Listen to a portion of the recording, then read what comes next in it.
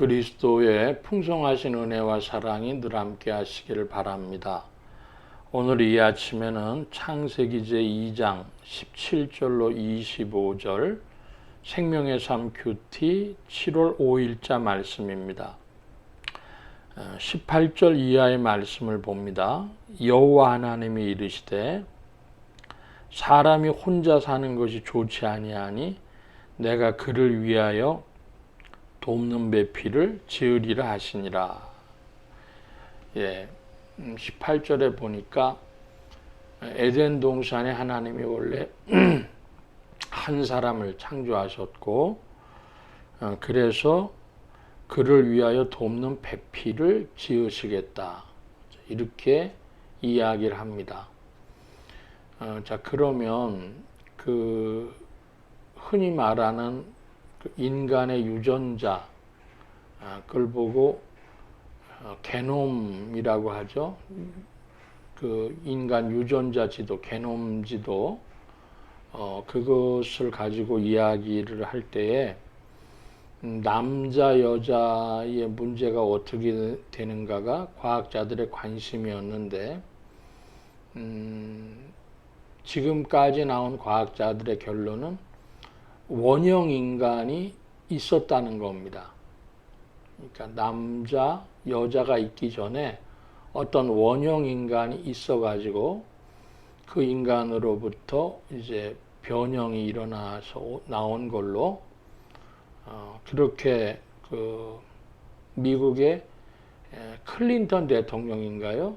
클린턴 대통령 가장 그 말기에 인간 게놈 지도를 발표하면서 그런 이야기를 했던 것을 기억을 합니다. 그래서 성경하고 과학적인 것하고 내용이 맞았다 그런 이야기들 했던 것을 기억하는데, 여기 지금 18절 말씀에는 그것보다는 사람이 혼자 있는 것이 좋지 아니하니 내가 그를 위하여 돕는 배필을 지으리라. 사람이 도와야 한다는 것이죠. 우리 사람 인자도 서로 의지하게 돼 있지 않습니까? 그래서 그렇고 전통적인 해석으로는 그 아내들이 남편을 돕는 위치에 있다. 이것으로 창세기 2장 18절을 이해해 왔습니다. 그래서 그 기조 아래서 오늘날은 이제 흔히 말한 남녀 평등이니까 그걸 또 생각하다 보면 동양의 사람 인자가 더 서로 돕는다고 하는 의미에서는 가까울 수 있다. 계속해서 보겠습니다. 19절 이하에 보면 여호와 하나님이 흙으로 각종 들짐승과 공중의 각종 새를 지으시고 아담이 무엇이라고 부르나 보시려고 그것들을 그에게로 이끌어 가시니 아담이 각 생물을 부르는 것이 곧 그 이름이 되었더라. 이거 굉장히 중요한 의미가 있습니다. 그건 뭐냐 그러면 어떤 사물에 이름 붙인다고 하는 것이 참 어려운 문제죠.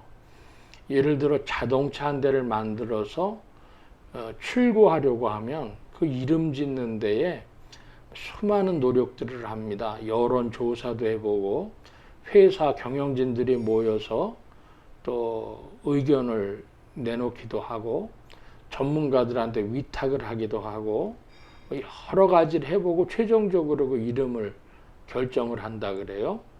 그래서 그것을 잘 표현할 수 있는 그 존재를 잘 표현할 수 있는 것이 이름이 돼야 하고요. 두 번째로는 그것을 파악하고 이름을 붙일 수 있는 언어적 능력이 아담에게 벌써 주어져 있었다는 겁니다. 인간 존재가 언어 능력을 가지고 있었다. 이 문제는 굉장히 철학적으로도 중요한 문제인데요. 흔히 얘기하는 하이데거라고 하는 사람도 그 언어의 문제에 관심했고, 신학자 중에는 20세기 말에 판넨베르크라고 하는 신학자가 굉장히 중요한 인물이었는데 판넨베르크는 언어 중에서도 사람에게 주어진 그 언어 능력, 그것은 분절음이라고까지 얘기를 했어요. 그러니까 우리가 그 다음에 각, 감, 갈 이렇게 그 자음과 모음을 붙여서 소리를 내지 않습니까? 그 분절음을 가지고 있는 것이 많은 그 동물들 중에서 지상의 생명체들 중에서 인간에게 주어졌기 때문에 인간이 이 지구를 다스릴 수 있는 권한을 가진 것이다. 이렇게까지 인간 존재의 특별함이 분절음에서 왔다고까지 이야기하면서 언어 중에서도 분절음 이렇게까지 이야기한 적이 있습니다. 제가 지금 드리는 말씀이 무슨 얘기하는 건가 그러실 분들도 있을 텐데요. 따지고 보면 굉장히 중요한 얘기를 거론하고 있는 겁니다.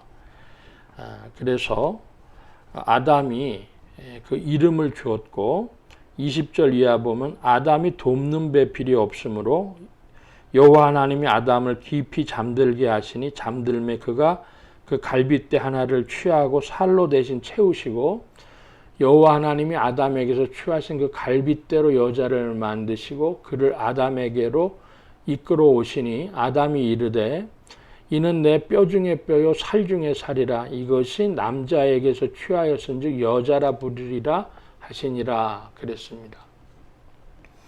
지금 이 이야기 아마 자매님들 중에서는 요즘의 젊은 세대 중에서는 특별히 이건 뭔 얘기야 이럴 텐데 이 창세기 이야기는 성경학자들, 신학자들은 이 이야기가 이제 그리스도의 십자가 사건으로까지 연결되어지는 것으로 봅니다. 사도 바울이 교회와 그리스도의 관계에서 자신이 중매장이라고까지 표현을 했고 그래서 요한계시록에도 그러하고 그리스도와 교회를 신랑과 신부의 관계로 이해를 하는데요. 그 중에서도 그 십자가 사건에서 예수님이 옆구리에 창에 찔려서 물과 피를 쏟으심으로 죽으시고 그리고 그 부활하심으로 교회가 탄생할 수 있었던 것처럼 바로 이 부분을 이야기를 하죠. 그래서 내 뼈 중에 뼈요 살 중에 살이라 그리스도께서 교회를 사랑하심이 그와 같다 이렇게 이야기를 하는 것입니다. 그래서 이제 에베소서 같은 곳에 보면 여자들에게 아내들에게는 남편에게 복종하라는 단어를 쓰고요. 남편들에게는 그리스도께서 사랑하신 것 같이 아내를 사랑하라 그럽니다. 그래서 여기 지금 내 뼈 중에 뼈요 살 중에 살이라 하는 이야기 그리고 그리스도의 십자가에서 창에 찔려 물과 피를 쏟으시며 죽으신 이야기가 서로 다 연결되어지는 성경에 있어서는 연결되어지는 그런 말씀이라는 것 드리고 또 하나 24절 이하인데요. 그러므로 남자가 부모를 떠나 그의 아내와 합하여 둘이 한 몸을 이룰지로다. 아담과 그 아내 두 사람이 벌거벗었으나 부끄러워하지 아니하니라 그랬습니다. 이거 조금 사실은 미래적인 말씀 선포를 하신 건데요. 지금 당장 눈에 보이는 사람은 아담 한 사람입니다. 그런데 이제 아내를 만들었습니다. 그 아내를 만들었는데 그 아담과 하와를 모형으로 남자가 부모를 떠나 아내와 합하여 한 몸을 이룰지로다. 오늘날도 가정 원리에 기독교 가정 원리에 가장 중요한 그런 원리가 되죠. 결혼하고도 사실은 부모를 떠나지 못하는 많은 사람들이 있습니다. 그래서 그 영향력이 너무 지대해서 새로 만들어진 가정에까지 영향을 끼치죠. 그래서 마마보이라는 말이 유행한 적도 있었고요. 1990년대에 한국의 이혼율이 급증할 때에 그걸 조사한 이들이 있었는데 이혼한 이유 중에 굉장히 중요한 부분이 남자로 보자면 처갓집의 장모가 이제 이혼을 부추긴 겁니다. 그렇게 살지 말아라. 왜 그랬냐 그러면 90년대 됐을 때 여성운동이 이제 많이 들었으면서 나이 든 사람들도 내가 인생을 잘못 살았다고 생각을 하고 대리만족으로 딸에게서 그런 가정을 원했는데 옛날 같은 전통적 가정 방식이니까 그 이혼을 부추긴 게 장모, 남편으로 보면 장모들이 그랬다. 뭐 어떤 조사를 보면요, 그게 40%, 50%까지 가장 큰 이유였다고 하는 것이 나오는 것도 있어요. 근데 지금도 미국은 장모와 사위들의 관계가 좋지 않습니다. 그래서 뭐 그런 이야기인데, 남자가 부모를 떠나 그 아내와 합하여 한 몸을 이룰지로다.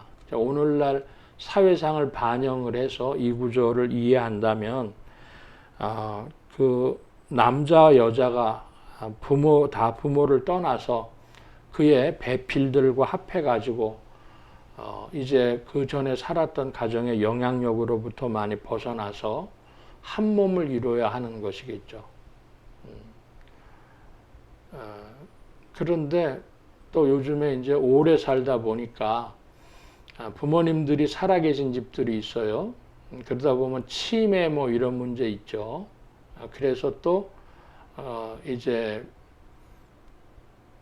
남편과 아내들이 자신의 부모님들 또 모셔야 되고, 그래서 거기로 또 다시 돌아가는 그런 문제가 있습니다. 그래도 기독교 가정 원리의 어쨌든 중요한 그 원리는 24절 부모를 떠나 남자 여자가 한 몸, 한 가정을 이룬다. 이것이 되겠습니다. 이런 교훈들 우리가 좀 깊이 살펴볼 만한 것이 창세기 2장 18절로부터 25절까지의 말씀, 기독교 가정 원리, 그리고 저는 한 구절을 좀 살펴보자면 18절에 사람이 혼자 사는 것이 좋지 아니하니, 그런데 오늘날 이제 1인 가구들이, 독신 가구, 1인 가구들이 많아지는 때인데 이 구절을 어떻게 이해할 수 있을까 하는 질문하게 됩니다. 자, 오늘은 여기까지 말씀 살펴보겠습니다. 기도합니다. 만복의 근원 되신 하나님 함께해 주셔서 하나님이 인생을 창조하심에 그에게 큰 능력을 베풀어 주셔서 언어의 능력도 또 분절음의 능력도 사물을 파악하는 능력도 다 베풀어 주신 것을 봅니다. 그 인간이 외로움이라고 하는 혼자 사는 것이 좋지 못해서 서로 도와야 한다는 말씀도 보았고, 또 그들이 가정을 이룰 때 부모를 떠나야 한다는 말씀도 보았습니다. 아버지 하나님, 주의 말씀을 늘 묵상하고 살피는 중에 이 뜻을 더욱 알고 또 우리의 삶 속에서 주님이 원하시는 것을 잘 발견하여 나가는 그런 인생들이 되어지도록 성령 안에서 복 주시고 이끌어 주옵소서. 온 교회와 성도들과 죄종들이 함께 하심에 예수 소망 교회와 온 성도들과 부족한 중에도 함께 해 주옵시고, 복음 전파와 영혼 구원하는 일에 쓰임 받으며 성령님과 함께 전진케 하여 주옵소서. 오늘도 도우심 구하며 감사하며 의지하올 때에 예수 그리스도의 이름으로 기도하옵나이다. 아멘. 하늘에 계신 우리 아버지여, 이름이 거룩히 여김을 받으시오며 나라의 마옵시며 뜻이 하늘에서 이루어진 것 같이 땅에서도 이루어지이다. 오늘날 우리에게 일용할 양식을 주옵시고, 우리가 우리에게 죄 지은 자를 사하여 준 것 같이 우리 죄를 사하여 주옵시고, 우리를 시험에 들게 하지 마옵시고 다만 악에서 구하옵소서. 대개 나라와 권세와 영광의 아버지께 영원히 있사옵나이다. 아멘.